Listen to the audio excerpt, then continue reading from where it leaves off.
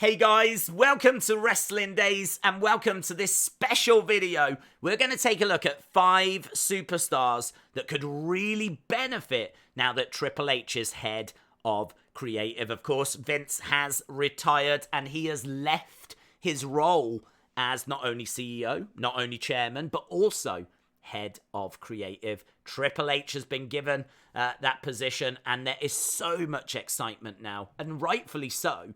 Because for the first time since the early 1980s, we will have someone else other than Vince as head of creative. And you've only got to look at NXT Black and Gold for just a little bit of an indicator as to what potentially is coming down the road. You know, better wrestling, better promos, better storylines, more opportunities for maybe tag teams, smaller wrestlers. Basically, if you are someone that can wrestle, that can cut promos, it doesn't really matter how big you are or anything like that. If you're good enough, you will get the opportunity under Triple H, and that is refreshing and exciting.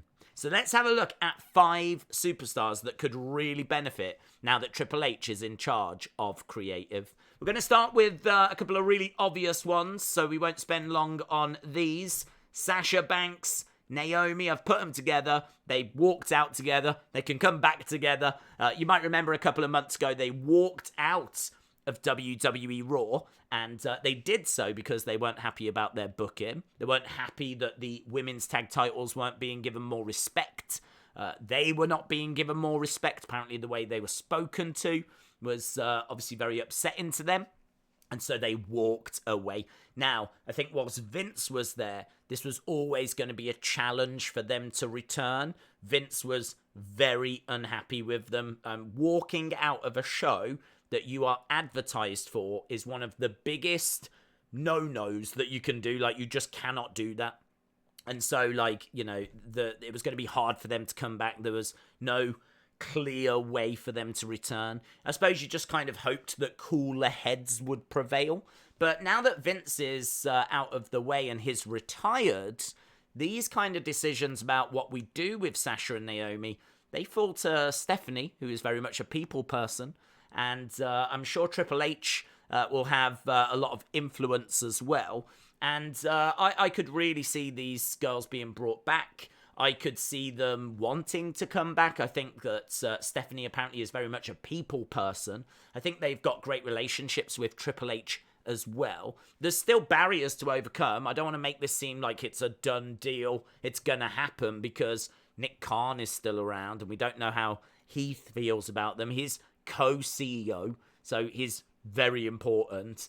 You've still got the likes of Kevin Dunn. You've still got a lot of backstage producers that apparently were very upset with how the situation unfolded. So there's still a lot of hurt feelings. I can't say anger, but I would imagine there's still a lot of people who are unhappy. And it's not going to be smooth, but it is a lot more likely that they could now return. So Sasha and Naomi are the first ones on the list. Next up, we have got Tommaso Ciampa. Now, Tommaso Ciampa, there's so much to talk about here because I don't mind what they're doing with him at the moment. He is with The Miz as a sidekick, and that is upsetting a lot of people. And it doesn't upset me. Reason is because this, to me, is just a way of bringing him to the main roster. It's simple as that. I mean, he was cool in NXT. He was a multiple-time champion, main evented loads of takeovers, and now he's The Miz's sidekick. It is definitely a fall from grace, and I understand why people are unhappy, but you have to remember NXT is a very different animal to the main roster. NXT gets about 600,000 viewers, Raw about 3 times that. We're nearly 2 million, 1.8 million, around that ballpark. Not only that, NXT, you play in front of a couple of hundred people. Main roster, it's a few thousand. In fact, more than a few thousand. It's like 5, 6, 7, 8, maybe 10,000 people. Like, it's very different. Whole new locker room to get used to. You're on the road all the time. You got to get used to that. Like, Tommaso could absolutely hit the ground running if that's what they wanted him to do. But in all fairness, they're not putting that pressure on him. They're saying to him, hang around with The Miz, learn a few things, get used to being in the locker room, get used to being on the roads, and then, after a few months, we'll look to split you up, and then we'll start like your killer singles run. So I get it. I get why people are down on it at the moment, but bigger picture says to me this is just how we're going to introduce him. I mean, there's tons of wrestlers. I said on the watch long, John Cena came in as the prototype, and look what he went on to become. So I really wouldn't worry about it too much. What I would say is now that Triple H is here, the future is bright, because this guy was a multiple-time champion down in NXT. He main evented loads of takeovers, and we know that smaller wrestlers struggle under Vince. They don't struggle under Triple H. If you are good enough, you are good enough. And that is Tommaso Ciampa. He is more than good enough. He is a killer promo. Great in the ring. So intense. The only thing that is a barrier is his size. And that is not a barrier for Triple H. So I'm not so worried about where he is now. But I think the future just got a lot brighter for Tommaso Ciampa. Next on the list, we have got TBar. Now, this might surprise quite a few people, but TBar, who is obviously former member of Retribution, we don't see him that often. In fact, we don't see him at all. He spends more time in catering than the chefs, so he might as well put on a chef costume. We just do not see him at all. But under Triple H, I expect him to play a much bigger part. I can't say he's going to be in the main event. I can't say that he's going to be like Universal Champion or anything, but I expect to see him a lot more often. I expect him to be given a lot of TV time, because when he was given TV time down in NXT, he killed it. In ring, this guy is fantastic. He is like, I don't know, Cesaro, I feel, is not a bad comparison.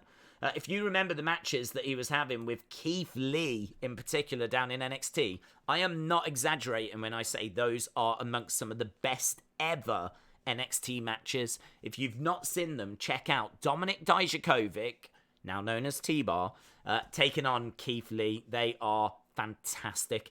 He has got such potential. I do think his promos can let him down. He's got a decent look. His look's all right. It doesn't like blow me away, but he's got a good size to him. He's very tall, and he's got a good mass to him. Like, he's got good muscle mass. But it's his in-ring that he excels. All you've got to do is put him in a match, and that match will always be in the run-in for Fight of the Night, Match of the Night. So, yeah, this is someone that I think, not saying main event, but I'm definitely, we can get him out of catering at the very least. Next, Shinsuke Nakamura. Now, this one's a bit different because Shinsuke is used on the show a lot, but look at how he's used. They've given him Rick Boogs to do his intros, which is fine, but he comes down, he'll have a match. It's nothing really that memorable. He had an Intercontinental title run, which, even though it was quite long, was not memorable. I mean, honestly, there was nothing to that title run whatsoever. In fact, he went, I think, months without even defending it. So I feel that Shinsuke is just this sleeping giant, because in New Japan, he was one of their biggest stars. And down in NXT as well, he was the NXT champion. Triple H actually put the belt on him. Now, I thought he was a fine champion. I didn't think he was an exceptional champion. But, I think that you can invest more in him, and you can certainly use him in main event scenes. Not saying like put the belts on him, but he is a great opponent for people.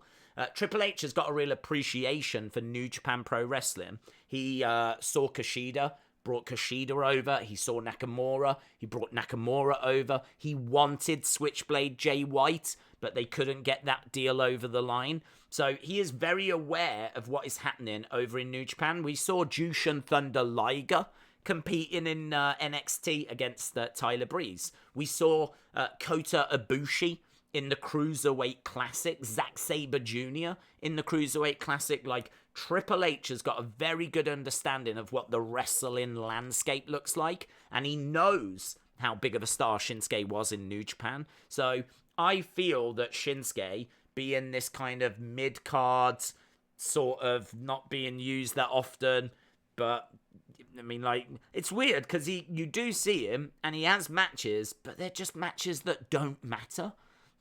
Nothing matters with Shinsuke. He's just been lost in the mid card. So I could see us like really progressing him now and getting him back in amongst that main event scene. I mean, listen, a well-built story between Shinsuke and Roman Reigns could be absolutely fantastic. So we'll see if Triple H pulls the trigger on Shinsuke. The final one that we've got, Alexa Bliss. Now, this one might surprise people because Alexa obviously has been pushed quite well in recent years. She's certainly got a lot of screen time. Alexa's Playground, she was put with The Fiend. She was doing loads of supernatural stuff. She's had Lily. It's one of the best-selling items on WWE Shop. So why is Alexa on this list? Well, Alexa's on this list because she hasn't been champion in about 2 years. And not only that, her character is so confused and it is so all over the place. Like, sometimes it's supernatural, sometimes it's not. Like, we've had Alexa's Playground, we've had Moment of Bliss. At the moment, we don't have any of that. In fact, right now, this is what Alexa looked like with the dark eye makeup and the supernatural abilities and, you know, making the Playground appear in ring and everything. Now, she's just like this. She's just like a normal girl that just carries Lily around with her. Like, I feel like she's been in a tag team with Nikki Cross when that kind of ran its course. Then, you know, she started to move in and do stuff with The Fiend. Obviously, The Fiend left. Then I think she was kind of told to try and carry that on. And I'm not sure how much that was working.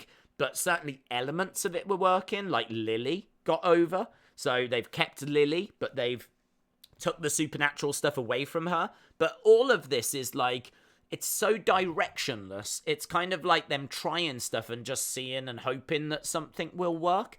She needs clear direction, good creative, something to get her teeth into, and Triple H can provide that.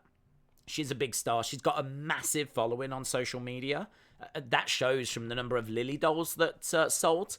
She, for me, is someone that is right up there with a Bianca, with a Bayley, with a Becky, with a Sasha, with a Charlotte. She is a top-tier, top talent. In-ring-wise, she's fine. I mean, she's had some great matches, and she's got the ability to have many more. Promo-wise, I think she's very comfortable. She's a great talker. She's, you know, got a great look. She's maybe a little bit on the smaller side, and maybe that was the barrier. Again, you know, small for a women's division, so, you know, very small. But that, I don't believe, will be a barrier for Triple H. She was always used well in NXT. She was never the champion, but she was always used well, and I can see her getting just some good, clear direction. And that's what she needs. That's all she needs. You give Alexa something, she can really get her teeth into it. And she showed that. As much as I wasn't a fan of the Alexa Playground stuff, no one can deny she was not giving it her all. So you give her something and she will run with it. So I feel like she's a sleeping giant. And she even cut a promo, made her intentions clear that she is coming for Bianca and coming for the women at the top of this division. And as I said, I thought it was really interesting. I don't know if that is Triple H starting to make some moves there, or was this something that was planned? I genuinely don't know, but I think the future is bright for Alexa Bliss. Let me know your thoughts. Obviously, there's tons of other people we could have spoke about. We could have spoke about Viking Raiders, who are getting a push at the moment, but, you know, it's maybe not been the best of times for them. In fact, you could point to quite a lot of tag teams where it's not been brilliant for them. You could point at the likes of Mustafa Ali, who I think has, been used quite well in, 205 Live in particular. Maybe we'll get a cruiserweight division now. Maybe Triple H will want to give those smaller guys their own championship, but just make it more prestigious than the cruiserweight title was before. I mean, anything and everything is on the table. So let me know who you think is going to really benefit now that Triple H is in charge of creative. And what would you do? What would you be interested in doing? Like, what kind of little tweaks or changes would you bring in? Because, as I just said, anything goes right now. It's such an exciting time in WWE. Awesome, guys. Thanks a lot for watching. Really appreciate the support. And I'll see you again next time. Bye for now.